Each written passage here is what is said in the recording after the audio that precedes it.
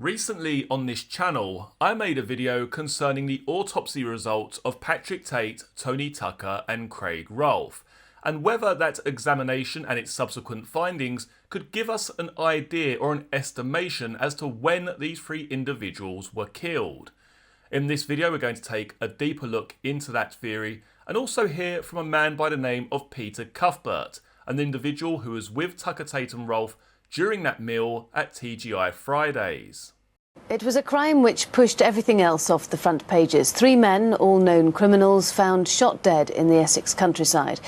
It was a cold-blooded, professional killing. The victims had many enemies, but which one wanted them executed?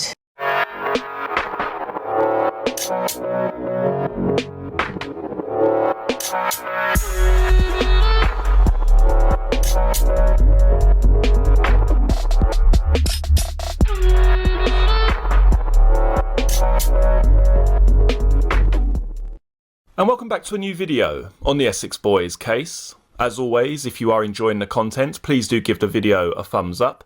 And if you're interested in the Essex Boys case, or simply true crime in general, don't forget to hit the subscribe button below. The following police statement is from Peter Cuthbert, dated the 12th of December 1995. I am a self-employed suspended sealing contractor, and I'm the owner of a company called M&A Suspended Sealing, which I run from my home address. I am the owner of a Mitsubishi Shogun motor vehicle, index K2CUF. I've lived a majority of my life in the South Essex area, mainly in the Basildon area, and after I got married I moved to the Hadley area. I have lived at my current address for the past 3 years with my wife and 2 children. When I lived in Basildon, I got to know a man called Pat Tate, who also lived in the Basildon area. This would have been approximately 12 years ago.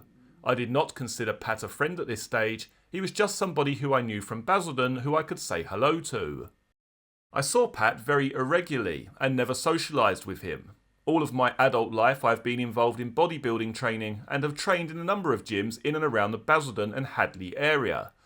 About 2 years ago, whilst I was training at the Academy Gym, London Road, Westcliff, I met 2 men who also trained in there, Tony Tucker and Craig Rolfe. I had never met either of these men previously, but I was aware of Tony Tucker because I had heard of him in conjunction with running bouncers at nightclubs in Southend and Basildon areas. The reasons we started to get to know each other was because Tony was intending to buy a gym and he was asking if I was interested in doing work on the ceilings. This work never took place, but after this I started to see Tony and Craig on a social basis, which included going to clubs with them in the Basildon or Southend area. This was not an occurrence that happened every week, but on the odd occasion. I think it would have been around March 1994, Pat Tate came out of prison and he started seeing Tony and Craig. It appeared to me that Pat and Tony were quite close. Even when Pat came out, I was still training with them and also seeing them socially. During the summer this year, I did some work for Tony at his new house in Fobbing, where I put a suspended ceiling into a gym for him. I know that during 1995, Pat Tate went back into prison for firearms offences. I can't remember exactly when it was, but I think it would have been either September or November that Pat was released from prison. On the night he was released, a big party was arranged for him at the Dagenham Snooker Club, which I attended. Also at this party were both Tony and Craig. I can't remember anything out of the ordinary happening at this party, and I believe I left at around 2 or 3 AM. This would have been the last time I saw any of the three socially. On the 15th of the 11th, 95, I went with Tony Tucker to Eastern Garage Car Sales, London Road, A13, Corringham, which is actually situated at the 5 Bells roundabout. I was going to buy on HP a Range Rover motor vehicle index F424NPE. Although this was my vehicle and I signed for responsibility of paying the HP, it was going to be lent by me to Tony and Craig for their use. There was a general guarantee for finance HP form which was completed by a member of staff. This form included my details and the details of the vehicle and showing a total purchase price of £10,995, of which £7,800 was to be on finance over 36 months, paid at £326.74 per month. A deposit of £3,195 was paid, but not when I was in the garage. As soon as I had completed the necessary forms, I left the garage and I did not take the Range Rover with me, and I've never been in it or driven it. After this time, I did not see anything of either Tony, Craig or Pat, but I had spoken to Tony and Craig on the phone. The early part of the week, commencing Monday the 4th of December, I received a paying in book from the finance company. I contacted Tony and I arranged to meet him on Wednesday the 6th of December. The arrangement was made that I should meet Tony, Craig and Pat at the petrol garage next to the Eastern Garage, 5 Bells roundabout, around midday, so I would give them the paying in book. I arrived first at the garage and I had to wait a couple of minutes prior to them arriving in the Range Rover, and I believed that Craig was driving. On this day, I was wearing a maroon ski jacket and mustard coloured shirt. I was wearing contact lenses as I do normally, rather than glasses. Craig was wearing a black shot jacket which was quilted and had a fur collar. Pat was wearing a dark coloured leather jacket. We stayed at TGI Fridays restaurant for approximately 1 hour, after which we all left in my Shogun. Whilst in the restaurant, Tony either made or received a phone call on his mobile phone about his business and one of his doormen. On the way back to dropping them back to the car, Tony asked me to call at 5 Diamond Close, Chafford 100, an address where he used to live and now lets out. He said he wanted to collect some rent. When I went there, Tony got no reply. When we arrived back at the 5 Bells roundabout, all 4 of us went into the Eastern Garage and I sat down at the back of the shop, and Tony, Craig and Pat went to the counter and had a conversation with a man. I don't know what it was about or whether they paid an instalment on the HP. Our business at the Eastern Garage was finished sometime between 1500 and 1600 hours, after which we said our goodbyes. I did not see or hear from any of these 3 after this time.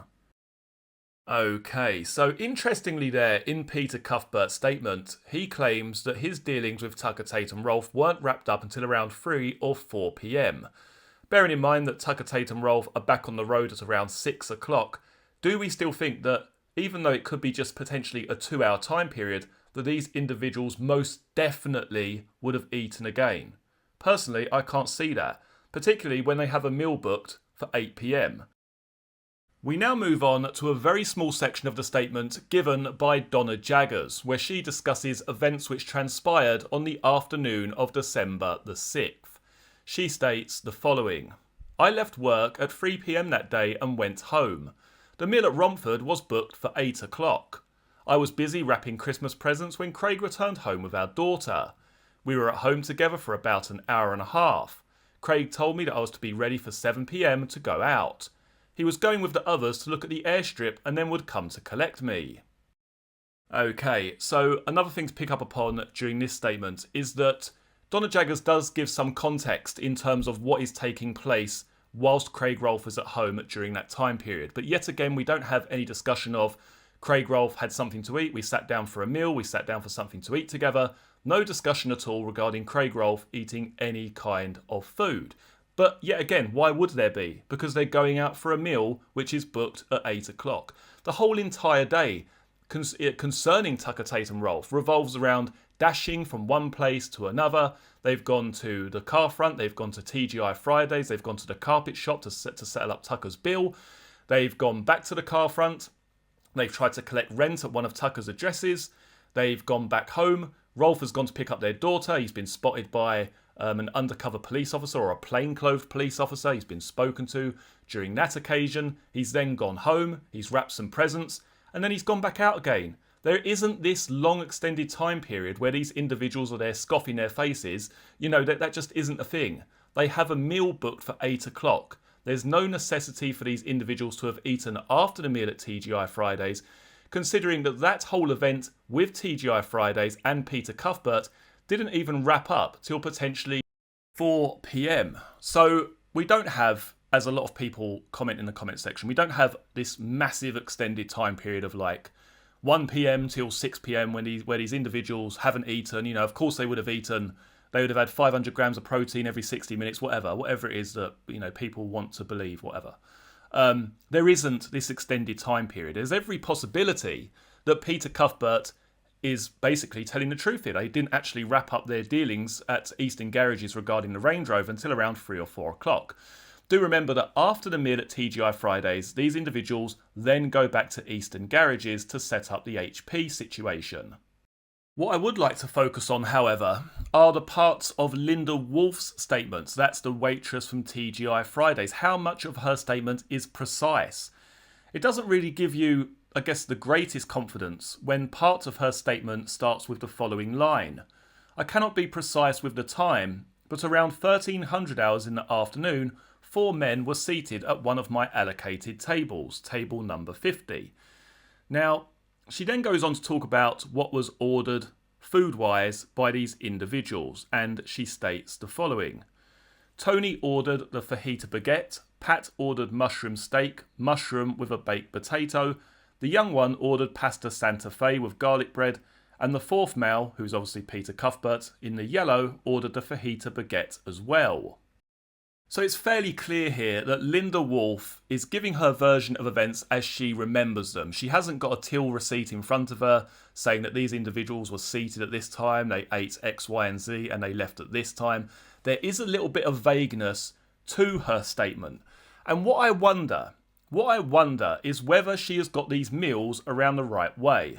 She stated the following. Tony ordered the fajita baguette, Pat ordered mushroom steak, mushroom with a baked potato.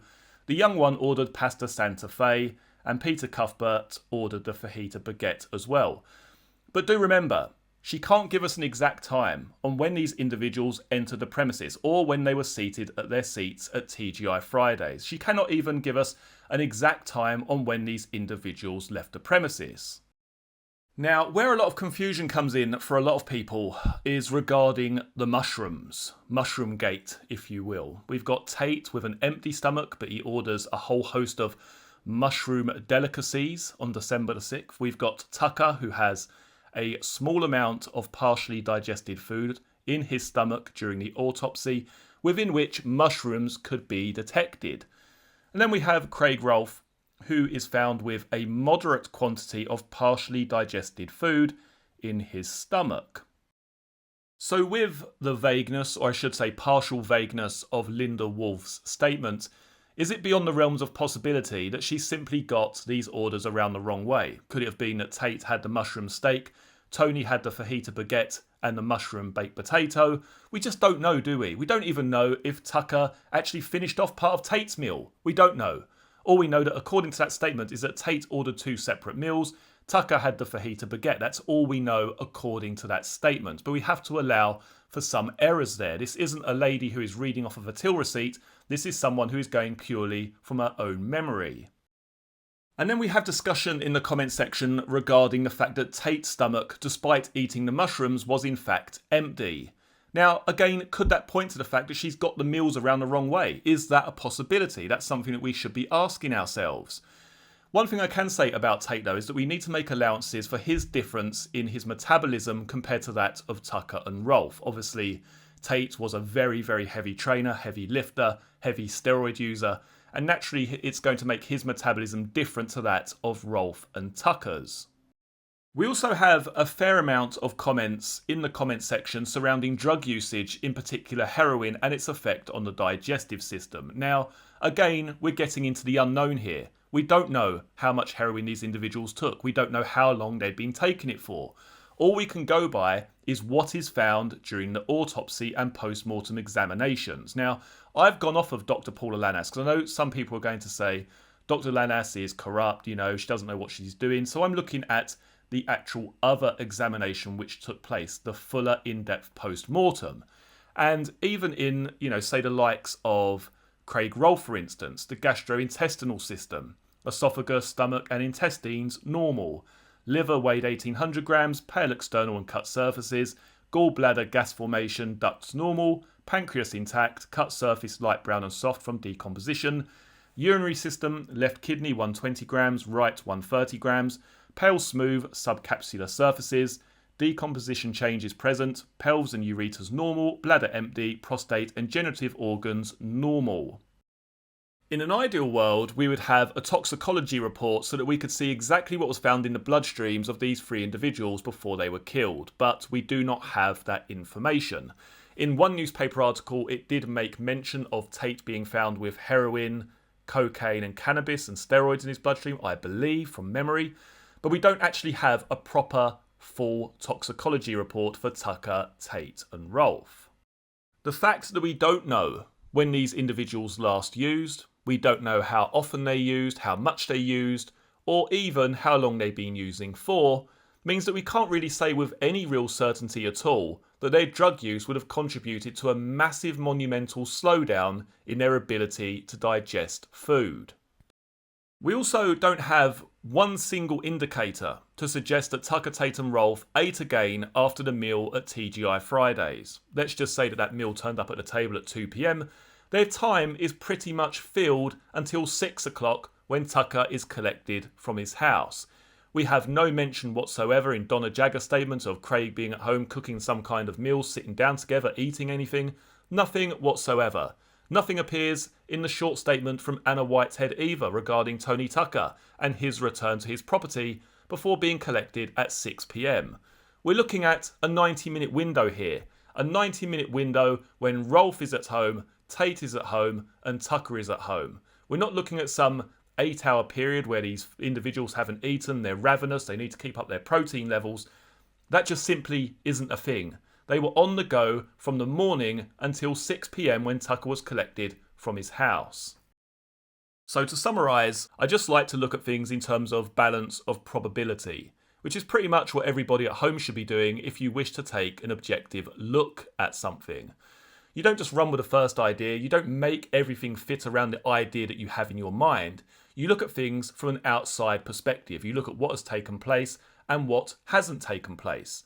Now, we know for a fact that Tucker, Tate and Rolfe were at TGI Fridays on December the 6th, 1995. That meal most likely commenced at around 2 p.m. We also know that according to Peter Cuthbert, he left Tucker, Tate and Rolfe's company at around 3 or 4 p.m. We also know that Tucker, Tate and Rolfe's day was jam-packed, from going to TGI Fridays, to going to Eastern Garages, to going to collect rent at 5 Diamond Close, Chafford 100, to attending the carpet shop on Timberlog Lane to settle up a bill from Tucker, to Craig Rolfe being seen outside of Grays Police Station at around 4:30 p.m. We know that at some point in time Craig Rolfe briefly returns home to change his clothing, as during that eyewitness account at 4:30 p.m. he was described as wearing tracksuit bottoms, yet on the morning that the bodies are discovered he is wearing blue jeans. But what we're looking at here is an incredibly packed day. This starts at around 11 o'clock and it extends all the way through till gone 4:30. These individuals don't go to TGI Fridays, then basically go home and wait until 6 o'clock. There were a lot of activities taking place between Tucker, Tate and Rolfe, a lot of toing and froing, a lot of coming and going and travelling between different places. There just isn't some extended time period where you would think, actually, these individuals are going to sit down, they're going to have something to eat, because why would they? They've got a meal booked, as I've said, at 8 p.m. They're basically back on the road at around 6 p.m. according to the statement given by Anna Whitehead. So from there, there's every possibility that they headed off towards the halfway house or some other location nearby. But I think that what we're looking at here overall is the fact that Tucker, Tate and Rolfe's last meal was in fact at TGI Fridays. Can I say that categorically? Can I hand on heart say that that is exactly what has happened? Of course I can't. It's just my own personal opinion. But considering we've now heard from Peter Cuthbert, and according to his version of events, the dealings with Tucker, Tate and Rolfe on the 6th of December extended up to around 3 or 4 p.m, and Tucker, Tate and Rolfe are heading towards their destination from 6 o'clock onwards, to me, all I'm hearing is further information that backs up the possibility, and I think it's important I stress that, the possibility that Tucker, Tate and Rolfe's last meal was at TGI Fridays. And if that was in fact the case, then we've got a little bit of explaining to do when it comes to the 12 o'clock theory. And as expressed in that original video, the reason for that is the autopsy results, what was found in the stomachs of both Tucker and Rolfe. Tucker was found with a small amount of partially digested food material still in the stomach, and Rolfe was found with a moderate quantity of partially digested food material still yet again in the stomach. We know that it takes the average human 6 to 8 hours for food to completely pass through the stomach area into the small and eventually the large intestines. It doesn't make any sense for me personally when we look at a 10-hour window, a potential 10-hour window of 2 p.m. to midnight where these individuals haven't eaten anything, yet there is still food remnants found inside their stomachs. To me, that doesn't make any sense. Now, if you believe that Tucker, Tate and Rolfe ate again after 6 p.m, I would ask you, well, where? Where are the witness statements? Are there any indicators anywhere that Tucker, Tate and Rolfe ate between 6 o'clock and midnight? What did they do? Did they go back round one of their houses and cook up a mushroom steak? Or, to me, that doesn't seem logical. They're out and about after 6 o'clock. And even if you do believe the Billy Jasper theory, there's all this talk of the Range Rover going down the lane and coming out of the lane and sourcing product and going from here to there. They're not looking around, as I've said earlier, for their nearest harvester or beef eater. There's no verified sightings, no indicators, no eyewitness accounts of Tucker, Tate and Rolfe being seen anywhere eating after the 6 o'clock time period. For me personally, and bearing in mind this is just my own personal opinion, every indicator that I see regarding the autopsy results again points to the time of death being at around 7 o'clock. We're not talking about two individuals who have got a stomach load of food, totally undigested food in their stomach, etc. We're talking about what you would expect to find at the 5-hour mark if they had last eaten at 2 o'clock. If they had eaten at 2 o'clock at TGI Fridays and they were killed at 7, that's exactly what you would expect to find during that 5-hour window, in between the 6 and 8-hour period of that food moving from the stomach to the intestines. And that is exactly what we are left with. Partially digested food. A small amount of partially digested food in Tucker's stomach and a moderate quantity of partially digested food in Rolfe's. That food was on its way into the intestines, it was on its way to be broken down, etc. That's exactly what you would expect to find if they were killed 5 hours after their last meal. And just to clarify what took place concerning Tucker, Tate and Rolfe before we close today's video, we had the meeting at the Eastern Garages in the morning up to the lunchtime on December the 6th. We have Peter Cuthbert, Tony Tucker, Craig Rolfe and Pat Tate making their way to TGI Fridays. We have them then going back to the garage to sort out the HP settlement. We have Peter Cuthbert also saying that Tucker, Tate, Rolfe and himself dropped by to 5 Diamond Close, Chafford 100 to collect some rent for Tucker. We've also got an eyewitness account of Tucker paying a carpet bill on Timberlog Lane. And then we have Craig Rolfe being spotted at 4:30. So these individuals are on the go from the morning till the time of around 6 o'clock when Tucker is picked up from his home address. Now, if you at home believe that there was some desperate need for food between the hours of 4:30 and 6 o'clock, despite having a restaurant reservation for 8 p.m, then there probably isn't going to be anything that I can say to you that's going to sway your opinion. My viewpoint, however, is that it doesn't make any logical sense. If they're going to be picked up at around 7 o'clock, Donna Jaggers claimed that she was going to be picked up around 7. They're going for the meal at 8 o'clock. They're back on the road at 6 o'clock, either going down the lane to sort out whatever business they had down there, etc., etc. To me, there isn't a massive time period here where these individuals would have desperately needed food. They were on the go the entire day. And what would be the point? They had, as I say, and as I've said a million times, the restaurant booking for 8 p.m. that evening that none of these 3 individuals attended.